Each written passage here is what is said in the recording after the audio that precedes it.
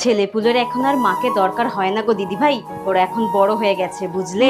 ও মা, এই কি হচ্ছে রে? সারাক্ষণ শুধু কানের কাছে ম্যা ম্যা ম্যা ম্যা, কি হয়েছে? তা তোর রুমাল কোথায় সেটা আমি কি করে জানবো? দেখ গিয়ে টেবিলের উপরে আছে মনে হয়, দেখবি যা। সারাক্ষণ শুধু ম্যা ম্যা ম্যা ম্যা। সারাটা দিন এইভাবে শুয়ে পড়ে রয়েছিস। ওরে বাইরে বেরো, একটু দুনিয়াটা দেখ, বন্ধু বান্ধবের সঙ্গে ঘুরতে যা, চা খা। এইভাবে শুয়ে পড়ে রয়েছিস কেন সারাক্ষণ ঘরের মধ্যে? হ্যালো বাবু, তুই বাড়ি চলে আয়। না দিনকাল খুব খারাপ যাচ্ছে, তুই বাড়ি চলে আয়। আমার না খুব টেনশন হচ্ছে, তুই বাড়ি চলে আয়, বাড়ি চলে আয়। আরে সবে 10 মিনিট হচ্ছে তো কি হয়েছে? আমার আর ভালো লাগছে না তোকে ছাড়া, তুই তাড়াতাড়ি বাড়ি চলে আয়। বাড়িটা কেমন ফাঁকা ফাঁকা লাগছে।